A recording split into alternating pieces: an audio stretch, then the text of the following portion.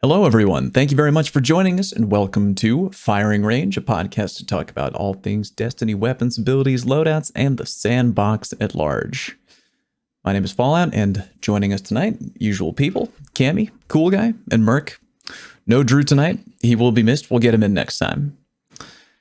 And we thought we would keep it kind of short and sweet tonight. We know that we're kind of getting close, aren't we, guys, to a whole bunch of new stuff coming around the corner, maybe, right? Like December, there's a bunch of things coming down the pipe, right? Right.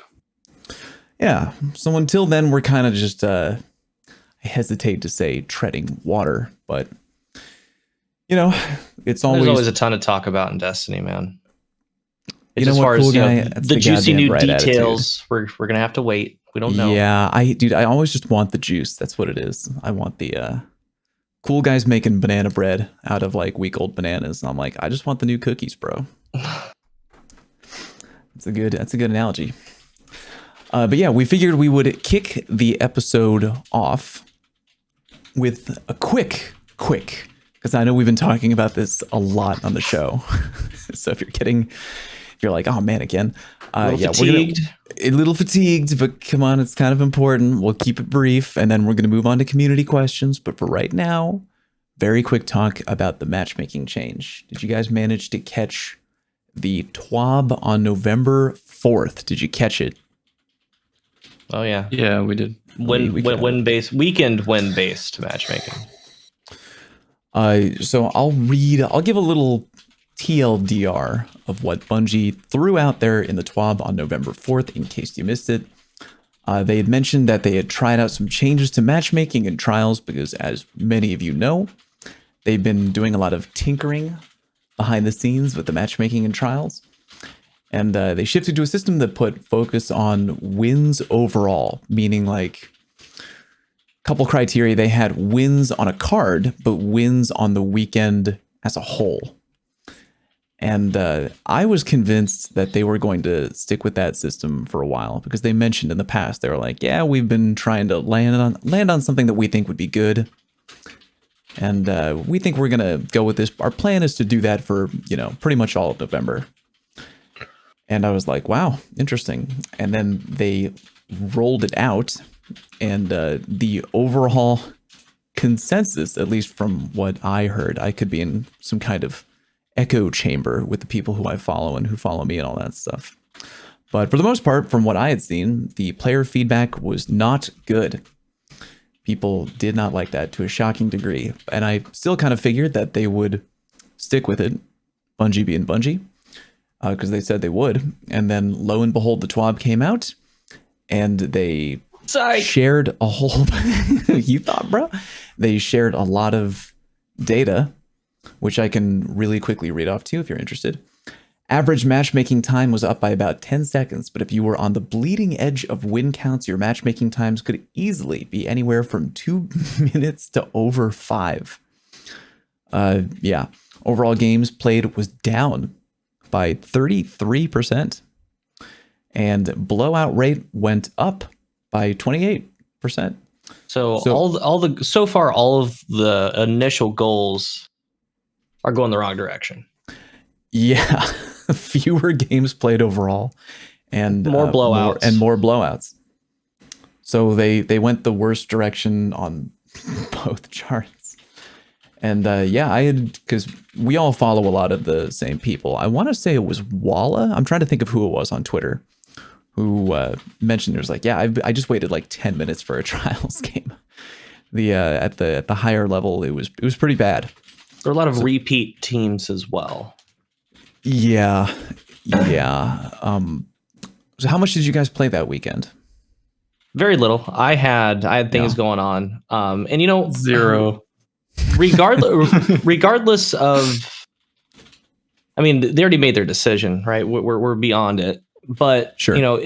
Remember they're doing all this to get a grip on what they need to do overall. So I'm glad that they're trying things. When I first saw that the total weekend win, that to me that's a form of like a harsh skill-based matchmaking, because ultimately you want to go flawless, and it's putting you into kind of a bind here, because if your team isn't going flawless already, or maybe you only did a couple times in the weeks prior, you're playing games, you're getting wins. Fourth game, you lose. You have to reset your card. Well, come Saturday, Sunday, going on into Monday, you have 100 wins. You haven't been flawless yet, but you know what? You're playing people that have over 100 wins now too. Yeah. It's kind of like not being able to play, like the flawless pool, not being able to play with some of your friends, or there's carries, of course, but I have a lot of friends that I play with that aren't too good. We have a good time in there, and when that pool is on, I can't play with them really. They have a hard time. So, but with this particular one, I think it's asking a lot of the community. Yeah, for sure. So I just always wondered what the plan would be for, good old Johnny Dayjob, like Tony Two Thumbs there. Like, because if the matchmaking is based on how many wins you have total, what happens to the guy where he's like, okay, let's go try and go flawless. First card, 3 wins. Lose the mercy, right? Well, now we got to reset. Well, now the games are going to be a little bit harder because now they already have 3 on the card. You know what I mean? And you're on game 1 again. So you're at game 1 again, and then they do 2 more, win 2 more games. Okay, now it's like, oh, we lost the mercy again. I got to reset. Now they're at 5 total, and they get to like 7, 9, 10, 12, 15 wins, and it's like, I don't know. I just wondered what the plan was to help the people towards the middle tier or the lower tier of the PvP spectrum, because I think, unless I'm misunderstanding, like their cards were just going to get more and more rough because they're just accumulating wins total, but not enough to go flawless. So it just seemed kind of odd to me. I mean, I was probably one of the few people who was like, oh, this is going to be a great change when I first heard about it. It's because all the negatives that you guys talked about, I maybe gave too much credit, but I was like, oh, they've definitely thought about all that stuff. Like, they're not just going to implement like straight win based. And I don't know why I thought that. Like, I even went back and read the TWAB after the weekend was done. It was like, holy shit, how did I misinterpret this so badly? I thought for sure, and I talked about it on my other podcast, but I thought for sure it was going to be like these super broad win categories, where it was like people with less than 10 wins won't be playing people with more than 100 wins. And everybody with less than 50 wins is going to be in one pool, right? Like, I thought it was literally the only thing it was going to do is like split the group up into like 3 different tiers and just like isolate the top 1% of winners from like the bottom 5 or 10% of players, because that seemingly would have accomplished all their goals. Like, I legitimately didn't think there was any way that they were just going to do straight win based. And after about 7 wins, I realized how incredibly wrong that was, and like how strict the matchmaking was getting. And I played, 25 games and won 19 or so. But by the end of it, I was like, holy shit, this is not fun. Like, I was starting to, especially on PC, it was a miserable experience. Like, I went back to console and it was a little bit better. But this feeling that I had of like, man, every card that I don't get flawless, I'm shooting myself in the foot. And I did not like that. And I thought for sure that Bungie was going to be like, oh yeah, we don't want players to feel that way, because I think the average win amount for every player is like a little under 12 wins for the entire weekend. Okay. And then like a fraction of a percent of players get over 100. So my thought process was like, oh, they're just going to lump everyone between 5 and 35 wins together into one pool. And that will keep the center of the bell curve playing. And the two, if you're less than 5 wins or you're more than 50 wins, you're just not going to play each other. And to me, that seemed fair. But boy, did it not end up being that way in practice. Well, one thing too, I mean, there's also the grinders of the playlist. I'm sorry, I had dental work and my mouth's all messed up. You're good, buddy. Yeah. But I'll play, like, I have all the weapons and I'll play for the day, right? I'll sometimes stream it, and have a good time. But there are a lot of people of all skill levels that grind it out. Like, they will play and play and play, and like, it hurt them the most, really. They wait for the weekends to do pickup games or play with their friends, grind out this playlist. I mean, there's the loot as well, right? There's the armor, mostly for me now and for a lot of players. So you're grinding out high stat armor, and you're put into a position to where you obviously always want to go flawless. That's just all of it extra on top. But, the people that grind it all weekend, I think, were the first people out. Like, I talked to multiple people on Saturday. Like, Friday was like, man, this is okay. But Saturday's like, I can't do it anymore. Like, I'm just not going to put my effort and time into it.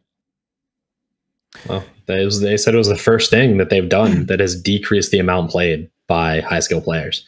Like they even, everybody bitches about the flawless playlist, but like it actually didn't really impact high skill players how much they play. It may have changed the way they play in terms of resetting cards or waiting until later in the weekend, but they still play a similar amount. But this matchmaking change they said in the TWAB actually dramatically decreased how much high skill players were playing.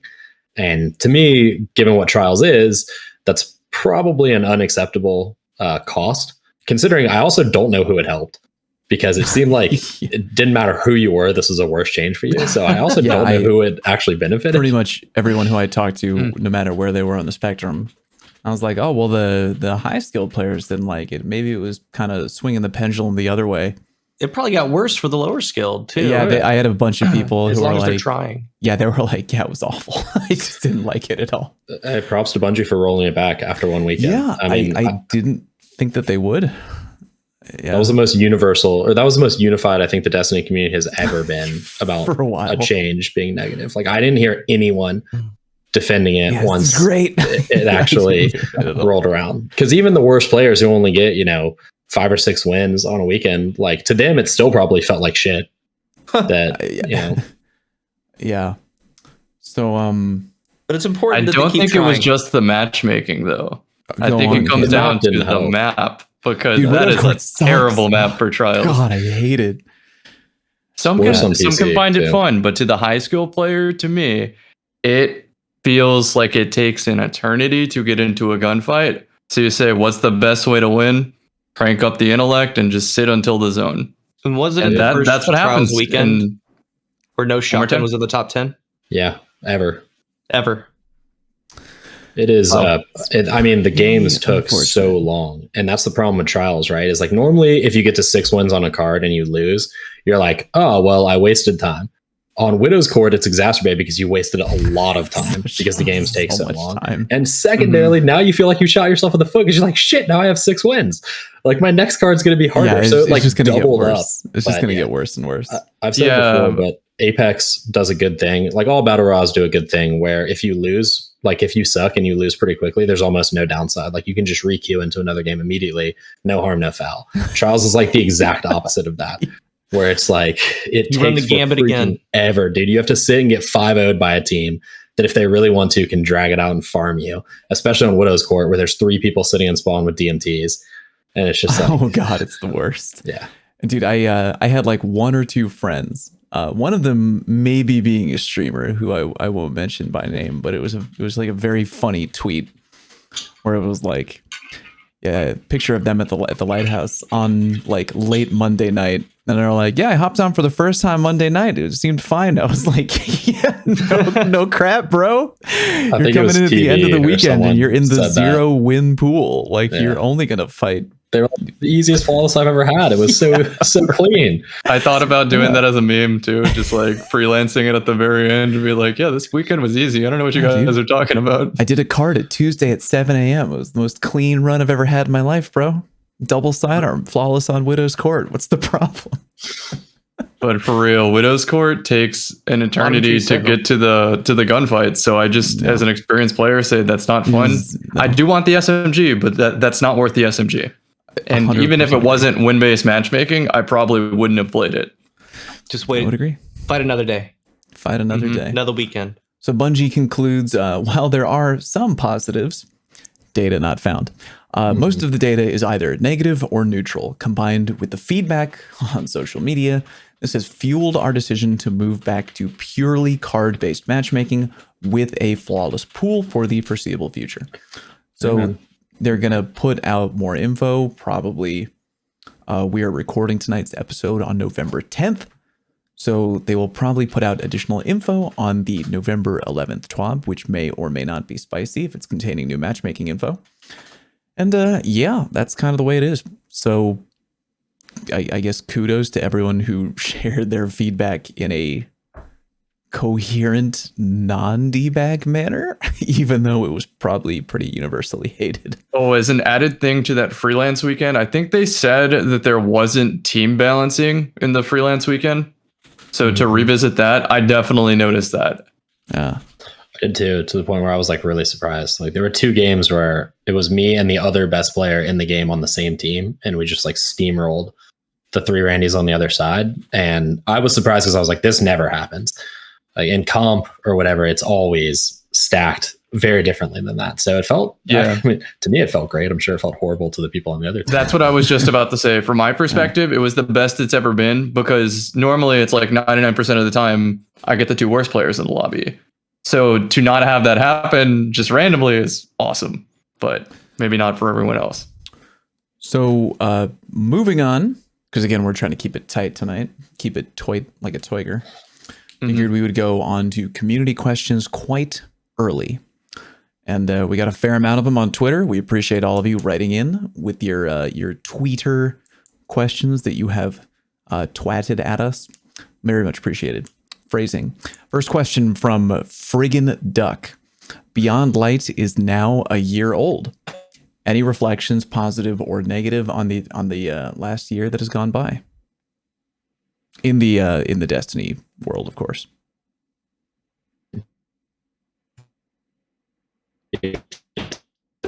Whoa. Am I lagging here? What's going on? Huh.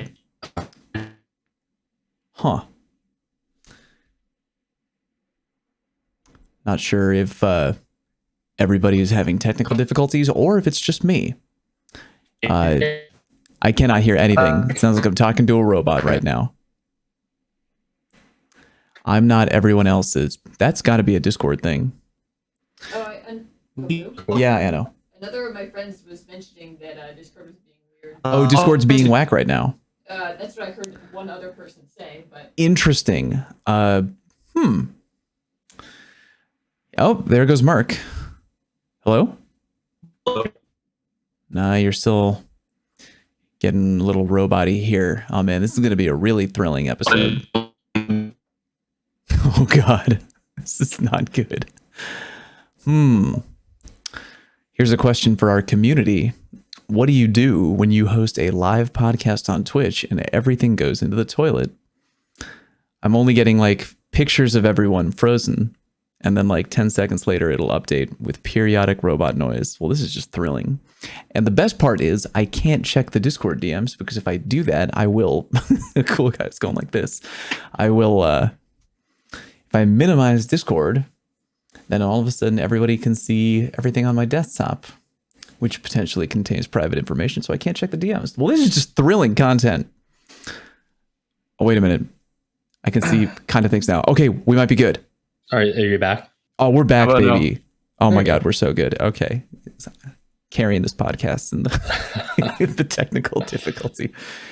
I completely forgot what Merc was talking about. What the hell are we talking Beyond about? Light a year later. Oh, Beyond Light. I think that this past season, PvP has picked up and got into one of the better spots it's been in years, personally. Yeah. Sandbox has helped a lot. Sandbox. Trials rework helped a bit. I think PvE wise and story content wise, it's probably the strongest season they've ever had. I mean, when was the last time that every seasonal release saw more players playing than the previous one, right? Like, I don't know that that's ever happened in Destiny's history. I don't. Yeah. Story. I mean, people for the longest time, wanted the story in the game out of the Grimoire. I mean, I love Bife. I still watch Bife. Good old Bife, baby. I told Bife he needs to like do like children's books, dude. Oh like, yeah. Anyway, sure. Beyond Light, man. Like the first thing you think of is stasis, right? I think most would agree there. And I think it came in too hot, and to this day we're still fixing it. But with that being said, I do enjoy stasis. I don't play stasis. I really don't. I get on Warlock every now and again, Bleak Watcher. I don't play Revenant. I used to, but I think that the game needed that. I do. We've always had, our Solar Void arc. It adds that dynamic, and they also had the interaction and that they're talking about doing with the Void 3.0, right? The slow free shatter. I love that interaction. Now it's ice, right? We're going to hopefully see it in other things. But they had like very specific names for the Void 3.0 stuff, right? And that this week at Bungie, I forget what they are. But like detonate, stuff like that. Yeah, like that's the future. At least it appears to me. So catching a glimpse of how it works, especially in PvE, the hunters always is the best at slowing, the Titan's the best at shattering, and the Warlock's the best at freezing. So when you get all those together and you start popping that off and then getting all those buffs, I enjoy that. Now the sandbox side, it really obliterated PvP. But like I said, with all that said, I do enjoy Stasis. I like what it's done for the game as a building block for the future. Clip it. Just the final 3 seconds, not anything else. Just the final 3 seconds. I just don't like how it killed PvP balance for that extended amount of time. Yeah, I couldn't do live commentaries because any single person in the lobby could say, "I don't like you. You get all my abilities." Yeah, and there's nothing you can do about it. I do think that on the whole, I think the past year in D2 was really good. I'm really liking the direction of PvE. I actually care about the narrative of the characters and kind of the story, and I'm interested to see what happens next. I know that we all like to meme and joke, and there are absolutely, in my opinion, a couple of outliers. Skill Dive and the Lorentz driver, perhaps. But outside of like a couple things like that, which could, if you just tweak those, bam, and we're probably in one of the better sandboxes like we've ever had in D2. It's feeling good. And all we got to do is get Trials back to the original hype of the rework, and like we're looking good for December and February. I think we're looking great. What do you think, Cam? Yeah, I would say so. A couple outliers in the sandbox, and then I feel like it's pretty decent right now.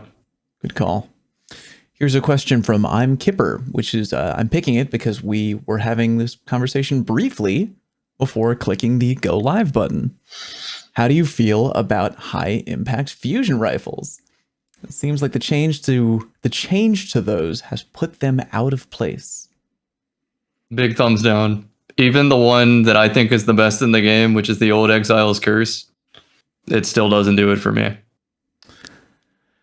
Yeah, they high impact frames for me. I know, cool. I could probably talk about this for an hour. I'll get my. I have 14 minutes coming on Friday in your YouTube inbox. I can't wait to watch that video, dude. Can you please call it like? No, I dude, rip on high impact fusions for 14 minutes. Like, just rip on them, bro. So it's an accumulation of what they did, and let's remember what they did. The charge time is now 1 second long. Okay, you can deal with that, right? Good deal. Yeah, you can deal with that. Sure. They made the burst 5 bolts instead of 7, meaning you need to land 4 out of the 5. There are damage perks. There are things you can get to make it 3 out of 5. What they did to the range, and they said it very specifically, and like when you look at this week at Bungie, everybody listening, very specific keywords and phrases mean something. They said that, you don't really need to worry about stability. You need to kind of focus on range. On your rapid fire frames, which are now 9, correct? They said, you probably want to focus on stability. And that holds true. That translates to actually in the game.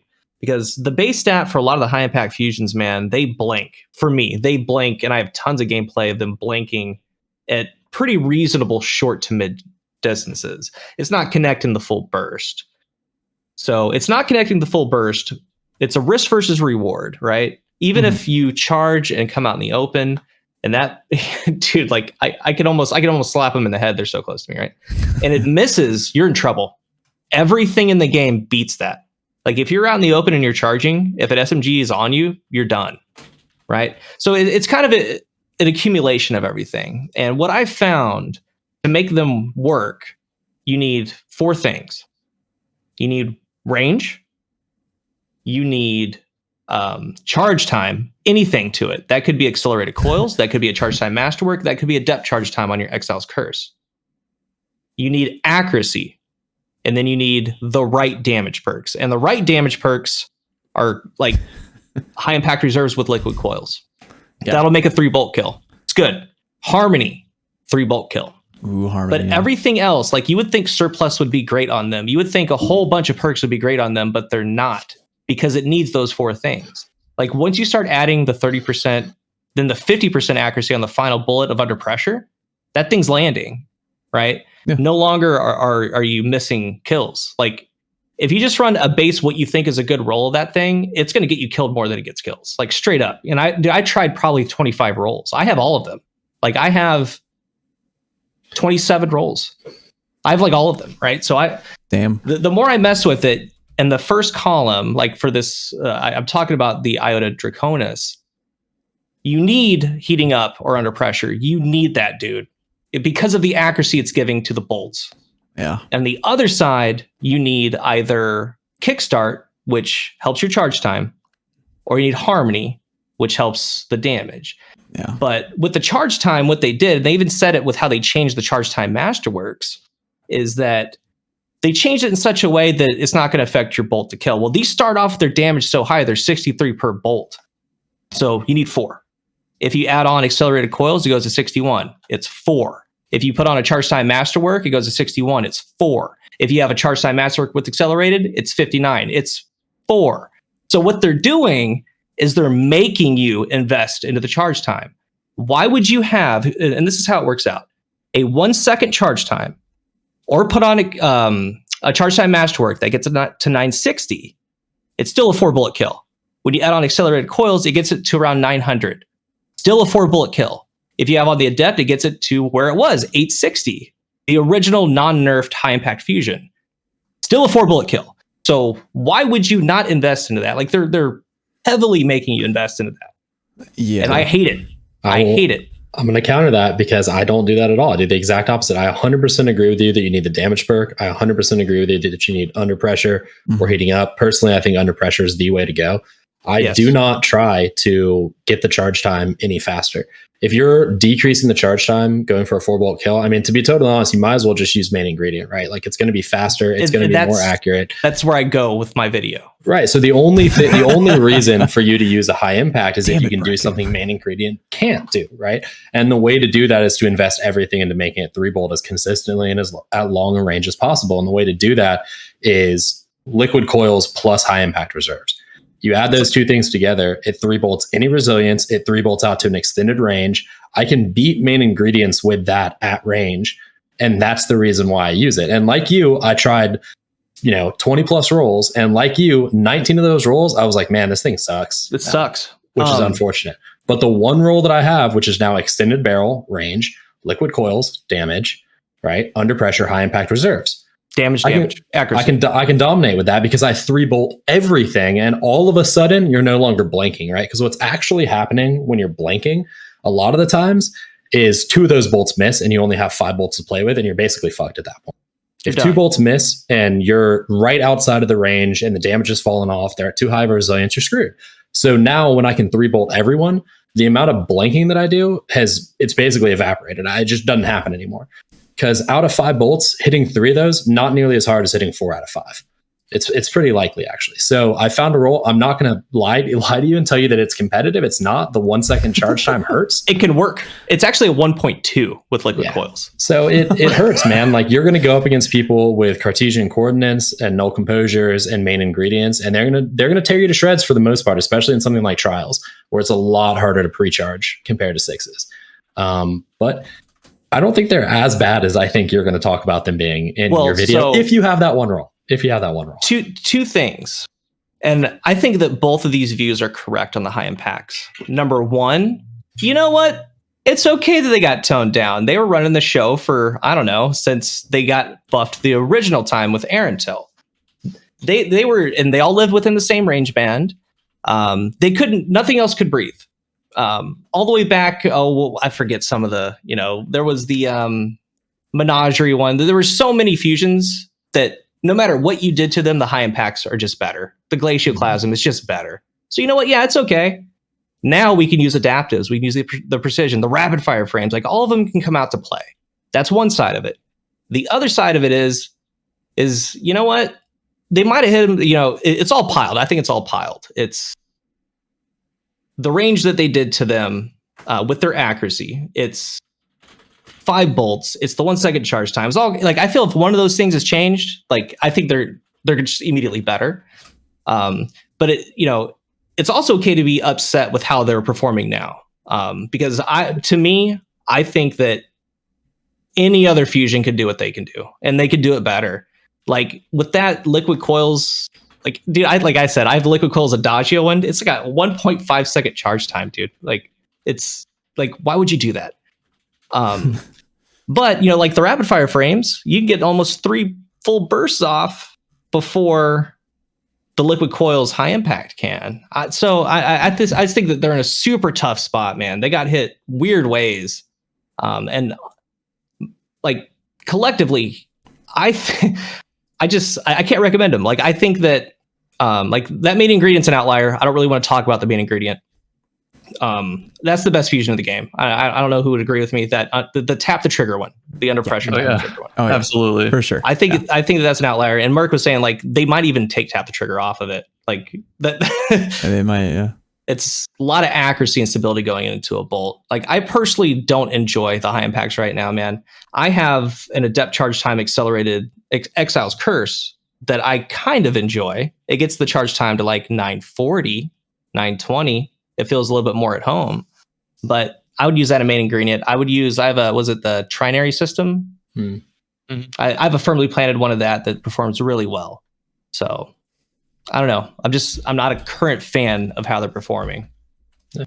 I can't say that if I wanted to sweat, I would break out an Iota Draconis. Now, I did pull the old Aeroncil out of the vault with a +6 zoom scope and under pressure and something else. Is it good? Yeah. I mean, well, good. No, but is it the best of the current crop of high impact fusions? Yeah, it's still better than everything else we've got.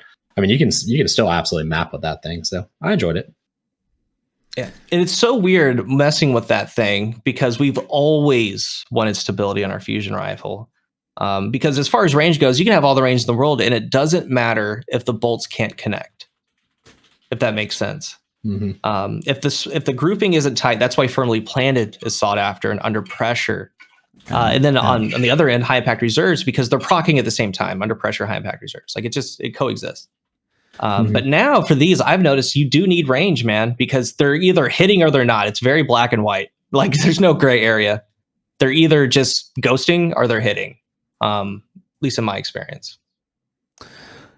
That was a very thorough answer to that question. Well, you know, I'm satisfied. I'm still gonna watch that video on Friday. It's a preview to Cool Guy Rant. 14 minutes worth. I love it, dude. What else we got here? Here's one from EXO. Recap why Sidearms feel bad on M&K versus controller and entertain the thought if they may behave similarly to Cammy's recent last word video. What was your recent last word video, Cammy? Yeah, I was gonna say, can you Just summarize reminding that? people how a controller works and that last word is custom. So Was it something about aim assist on the last word and working differently at low sensitivity? it's about how low sensitivity allows you to barely tension the right stick to start getting that auto tracking on the controller. If you had high sensitivity, for example, if you were at 20 sensitivity and held the controller stick down 1%, you're looking at the floor faster than if you did the same thing on 3 sensitivity, right? Sure. So you can't pre-aim an angle and then also prime your aim assist. Yeah. So that's basically what that video was talking about. For the reason I think sidearms feel bad on M&K is just aim assist. I would agree. There is no Because they don't- reticle magnetism or whatever it is. The Yeah, friction, something like reticle that. friction. Yeah. They for people at home with the quick recap there, M&K gets the there's 2 types of aim assist, right? There's the bullet magnetism and reticle friction. Controller gets both. M&K only gets the bullet magnetism aspect. So there's no friction on M&K up close. So yeah. I would say zoom comes down to it, and then alternative options, right? Almost everything that a sidearm can do, an SMG does better. And on M&K, SMG also lands, so you just default to the SMG. But even if they were both equal in how the bullets landed, most M&K players would still go SMG.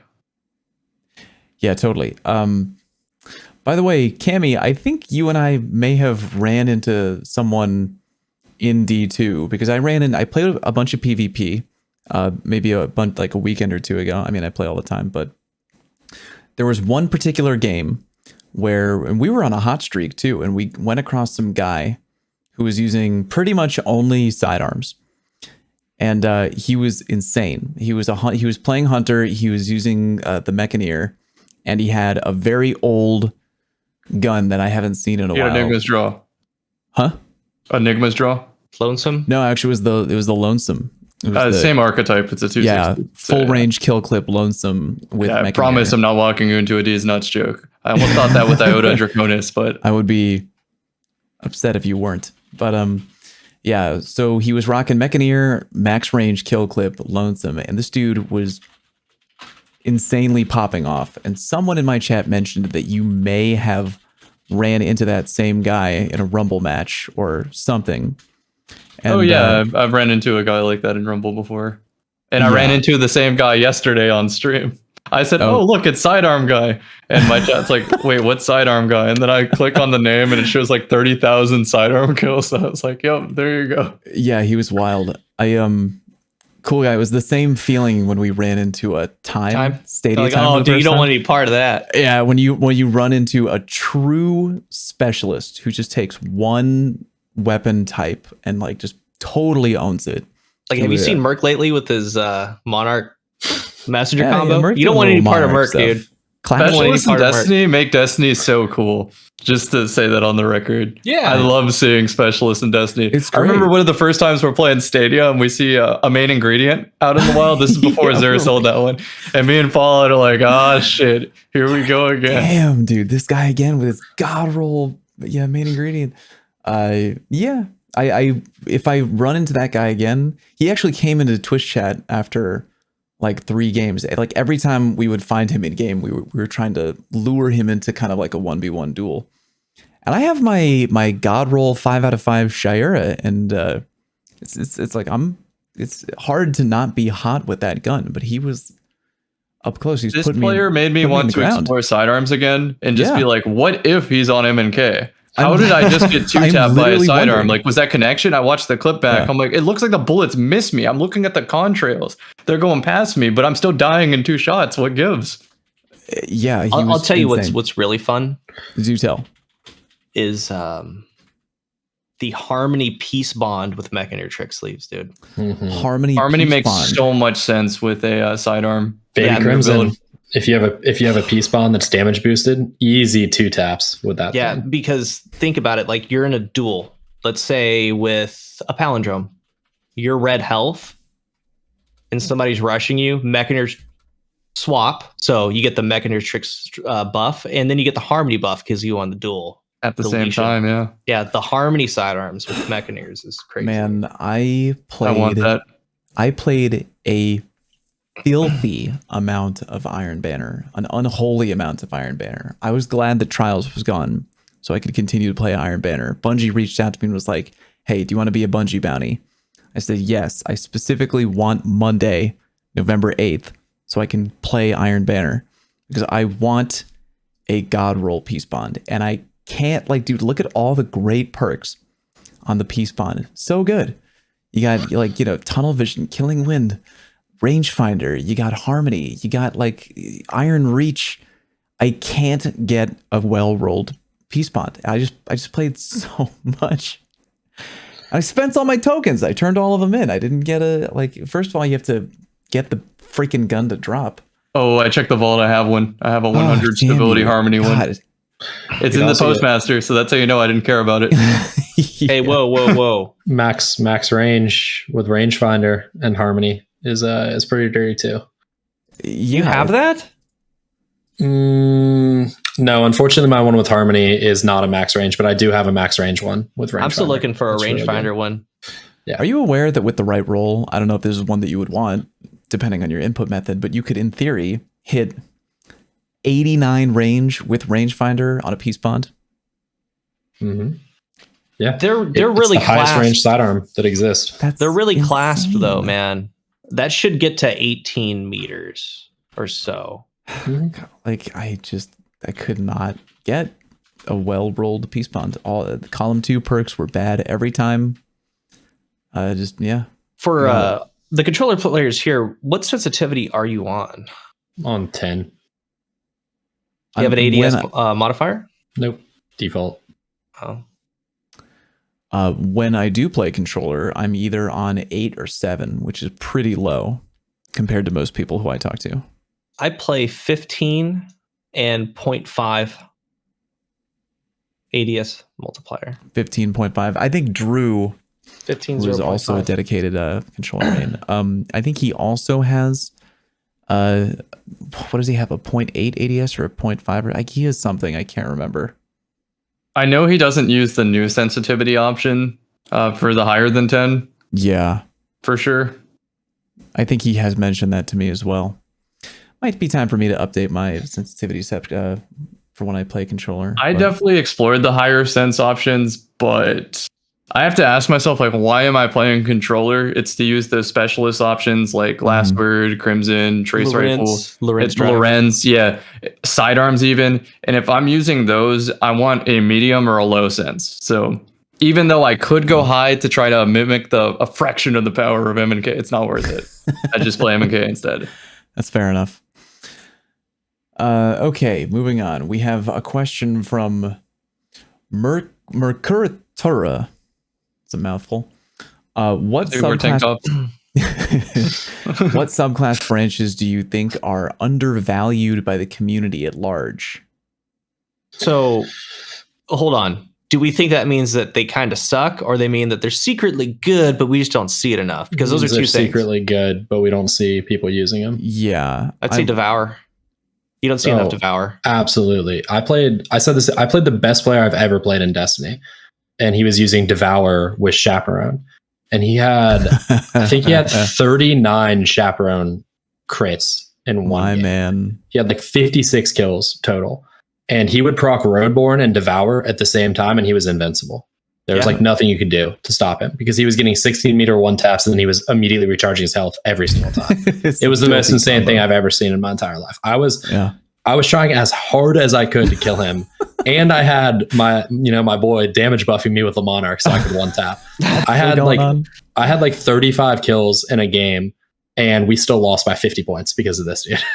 I bet this wild situation happened where you hit him in the face with Lemon Arc. You're like, yep, one tap, and then he kills the teammate and gets full health. Yeah, it was the most frustrating thing I've ever played against. I legitimately could not believe it. It's not often that I put on like the tryhard pants in Destiny, but I put the tryhard pants on and I still lost, and I was like, dude, I got to give him credit.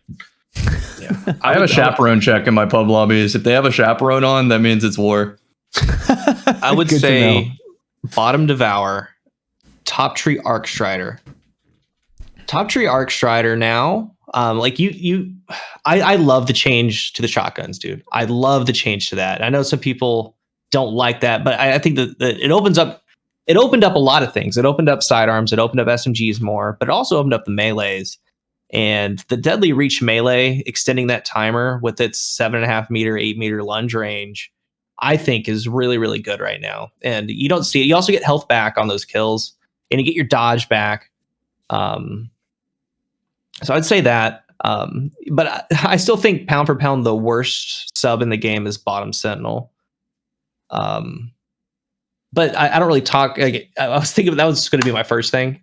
But with that Void 3.0 coming, I think bottom Sentinel could actually be one of the better ones, believe it or not. So I could see it. Fair toss up. Speaking of bottom voids, bottom void hunter.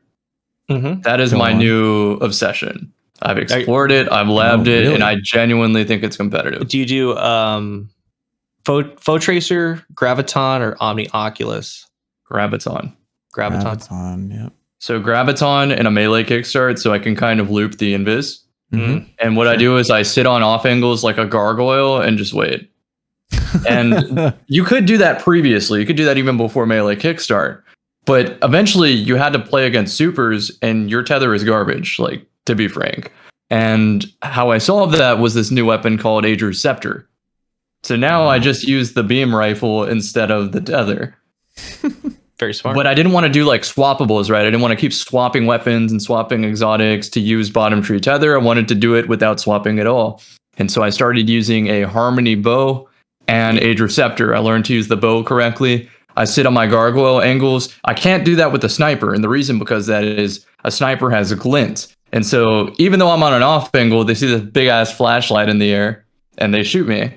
But if they don't see the flashlight, if it's only the bow draw, they walk right past me, sometimes 3 people at a time. And I still just wait. I don't take the shot. I wait until I have a perfect opportunity to hit somebody in between 2 people, clean them up with Ager, and now the 2 next to them are slowed. And then Ager procs Harmony, and then I can clean up with one-shot bows. It's the one-shot wolf tone, right?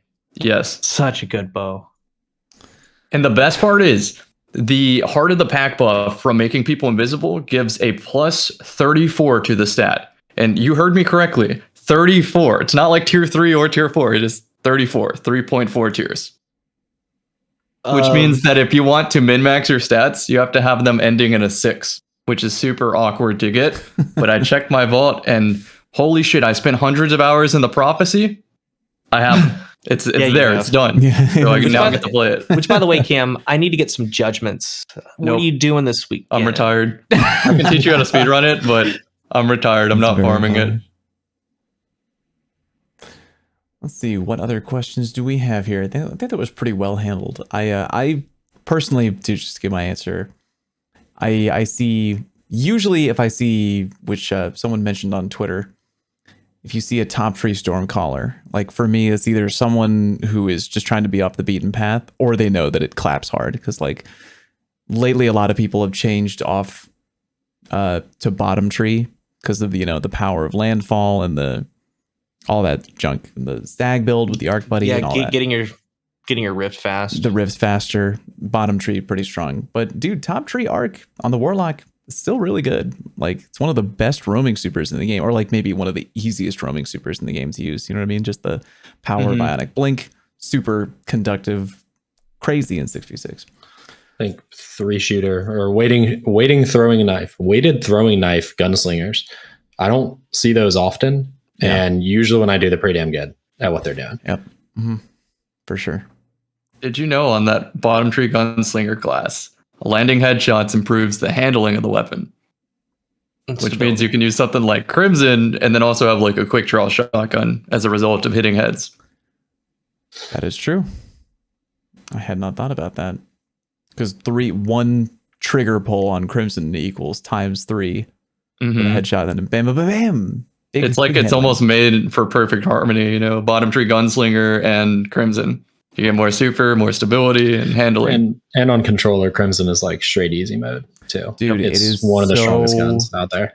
Ridiculous on like I was thinking like, when you have those thoughts where you're like, what would it be like if you could use this gun with this gun? And like you can't because they're in the same category or whatever. But it's like, dude, for the times that I do play controller, it's like, do you know how stupid it would be? Like if Bungie ever put out an exotic where they're like, hey, we're going to allow you, if you put on this exotic armor, you can now rock 2 kinetic weapons, or you can use 2 exotic weapons or something. It's like, Merc, just think for a minute. Crimson Chaperone. It's just like, how stupid would that be? I'm a pretty salty player at the best of times when I play, and that would just like push me straight over the edge. It's just, I'd run Lorentz Arbalist. Yeah, just to really just because F it. I would run down the controller player. Yeah, right. I would run the Monarch No Time to Explain, and that would be disgusting. That would be a pretty filthy combo too. Yeah, I would probably run some sort of double hand cannon setup like Ariana Last Word. Lucky Pants. Fun. Ace Thorn. Yeah, there you go. Actual dual wielding. Here's a question from Jonah. Any tips on how to get carried? I'm a 0.5 KD player who sometimes struggles through a trials weekend for some engrams. How do I best utilize my higher skill teammates and help them succeed while being as little of a hindrance as possible? I have to answer this. Switch to Warlock, Middle Tree Dawnblade, put on Lumina. Yeah, and you can throw a main ingredient on there too, because that'll help you out as well. They're pretty easy. The boots and boots of Assembler, and use either a healing rift, or depending on what your teammates are rocking, you can use an empowering rift if you want, and just charge up your Lumina and buff your teammates the entire time. Basically, stay behind them, stay like mostly in cover so you're not getting picked easily, and just give your teammates overshields. You can eat your grenade charge and throw it to give them an overshield, which recharges your class abilities. And when you're buffing people with your Rift, it also recharges your abilities. So you can pretty much have Rift and grenades up indefinitely.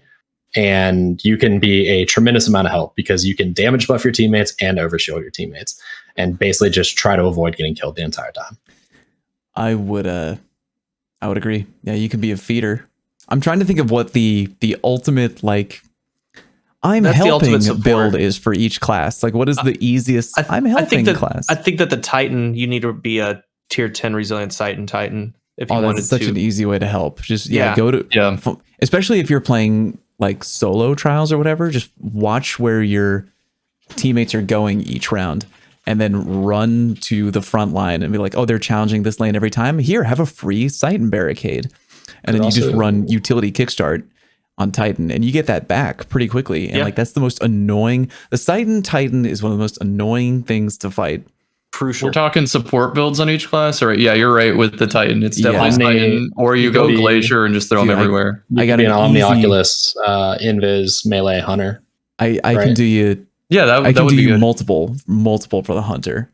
You could do a Gemini build, which Drew's been using a lot of Gemini lately. If you just totally spec out for maximum dodge abuse, constantly taking down enemy radar, it's going to be helpful. You could also it's an oldie, but maybe not a goodie, but old reliable. If you want to be like, I'm helping, you could be a Shinobu Hunter with like.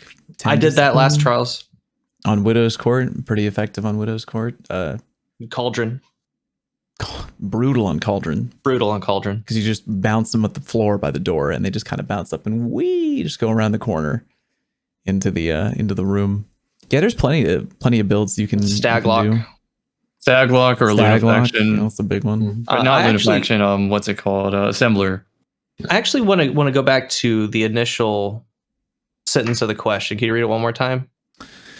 Yeah, any tips on how to get carried? I'm a 0.5 KD player who struggles through trials. Okay, how do I best utilize my higher skilled teammates and help them succeed? So it sounds like a player that wants to play.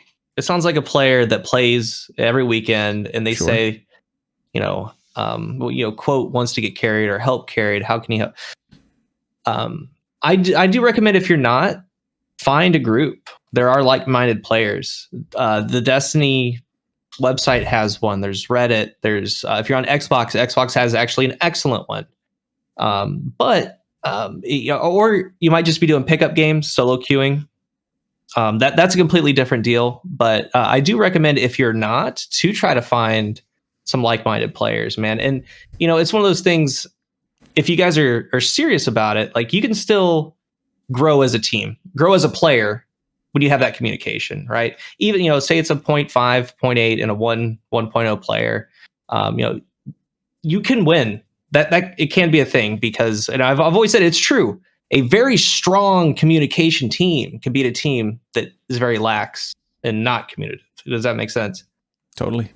So that's what I would do. I would try to find some like-minded people. There's tons of LFGs, and the Destiny community as a whole is a really good community, man. Like, there's a lot of toxicity, and I stay away from it, dude. And I call it out when I see it, at least try to.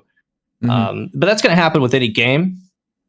I think it's also important. I bring that up. It's also important not to get into groups like that because it's not going to be enjoyable, and you're focusing on the wrong things. Insane. Yeah. And a weapon that I think, if you're trying to be I'm helping player in the back who doesn't want to, throw or whatever, dude, try out the Fighting Lion, man. Like, I don't know if y'all still feel the same way. It's like, yeah, you can just reload's bad. Reload's bad, yeah. But like, you can still, if you're trying to help your teammates out, maybe you're dropping Titan barricades or whatever, or you're throwing Shinobu crap. Yeah, you can just fire a Fighting Lion out there. You still got the ammo for it, Yeah, unlimited. It's not the unlimited ammo. Totally fine. I run Witherhorde in trials sometimes too. That's a fun weapon, especially when I see Titan Titans. Yeah. Oh man, I have a story about Wither Horde. I played a team using Infinite Bubble yesterday on stream, where they just keep throwing bubbles in mid. I invis, switched to Wither Horde in the menu, and then just like direct impact them with Wither Horde. I think I killed 6 or 7 bubbles. Just stick it. We won the match by the way by like 2 points, so it was really satisfying. Stick it in their heart cavity and walk away. Yep. I should have thought to use Leviathan's breath bow or that like twirly sword. No, the old twirly sword. I think we got time for one more question from Mike. Paul Tassi, we all know Paul Tassi, I think, put up an article about what Pinnacle weapons / sunset weapons should return. Which ones would you like to see return? None. Fuck all those guns. None. I thought this was going to be controversial, but Merc already said it. None. 0. Really? Not a single one of them. Yeah, I wouldn't bring any of them back, dude. Pinnacle weapons being in a time when we didn't have sunsetting, Pinnacle weapons being like infinite weapons was a very poor idea, right? Like those weapons should have been limited time weapons from the start, and we probably could have avoided the entire sunsetting thing to begin with. I legitimately believe that the only reason we got sunsetting was because of Pinnacle weapons. I don't want any of them coming back ever.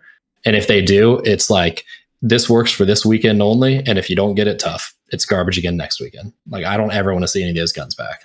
He did mention Pinnacle weapons / sunset weapons. So if you feel every that way, legendary weapon that is not a sunset weapon can come back. Or sorry, every legendary weapon that is not a pinnacle, that has been sunset can come back. Every one of those just like normal legendaries. With balancing, if it has good base stats, it can also have great perks. Like it has to have that sort of balance across what we already own. You can't just bring Hero's Burden back and have it make every SMG in the game irrelevant. Yeah. First of all, Paul, you've made multiple articles on some of my content with a contingency plan, and just follow me back on Twitter, bro. Like seriously, dude. Paul's got the most limited freaking followers ever. Can you believe that guy? The like, gall of this man. Follows half of firing range. I do agree. Gosh, you know, that's funny. And it gave Bungie the opportunity to translate some of it. Harmony is somewhat Master of Arms. Was it Explosive Light from Wendigo? That's on that new rocket launcher. So they can keep it alive, kinda. But when they, like Cam said, when they're fully statted, the Recluse would still be the best weapon in the game. Do we not see that? Yeah. Yeah. Another thing, though, is like how we earned Pinnacle weapons back in the day for comp playlists and stuff. That was a huge mistake. And I even think I was okay with that, not knowing that the Destiny community doesn't like the idea of competitive. Now that we've learned everything, I think just keep it to cosmetic only and let people play that playlist for intrinsically liking PvP. Don't ever bring back rewards like that again, even if, I guess, in the eyes of a competitive player, they're still pretty easy to obtain. No matter how easy it is, just don't even include it at the get-go.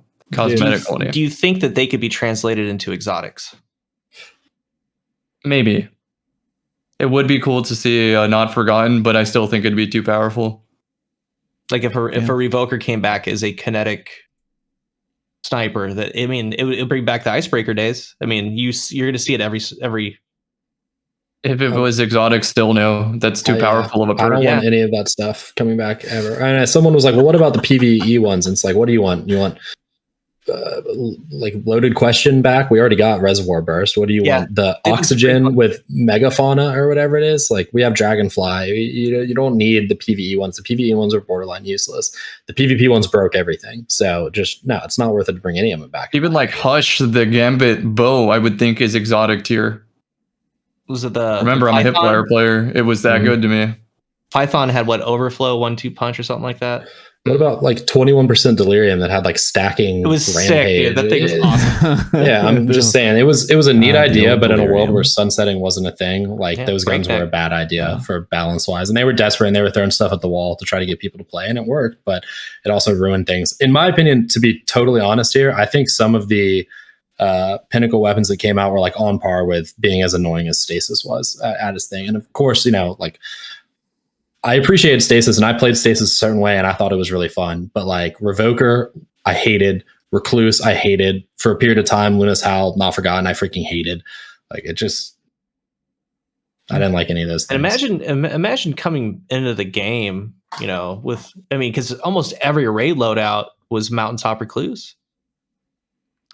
You know, Mountaintop, I hated.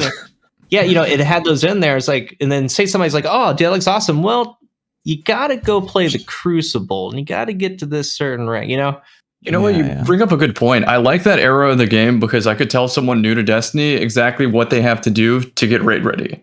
Nowadays, it's like, yeah, you just have to get lucky with this weapon, and that doesn't sit well. You have to play thousands of hours of Iron Banner, and you might get it.